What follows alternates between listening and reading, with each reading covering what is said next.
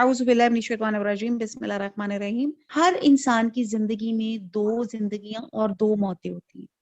دو زندگیاں ایسے ہیں، ایک زندگی جو عالم ارواح میں تھی، ٹھیک ہے، عالم ارواح سے ماں کے ووم میں آئی، ٹھیک ہے، ماں کے ووم سے جب بچے نے ڈیلیور لیا، وہ ہوگی پہلی زندگی۔ دوسری زندگی وہ ہے جب ڈے آف ججمنٹ والے دن اللہ تعالیٰ ہمیں اٹھائیں گے، یہ ہوگی دو قبروں سے زندگیاں۔ دو موتیں کیسے ہوئی؟ ایک موت تو وہ موت ہے کہ جب ہم لوگ پیدا نہیں ہوئے تو اللہ سبحانہ تعالیٰ نے حضرت آدم علیہ السلام سے اور رہتی دنیا تک جتنی بھی بچے، جتنے بھی انسان پیدا ہونے، ان کی روحوں کو محفوظ کیا۔ وہ اس وقت حالت موت ہی میں ہے جب تک کہ وہ زندگی میں نہیں آئیں گے۔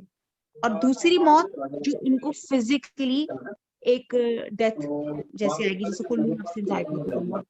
تو یہ انسان کے ہر ایک انسان کے ساتھ یہ معاملہ جو ہے وہ پیش آنا ہے۔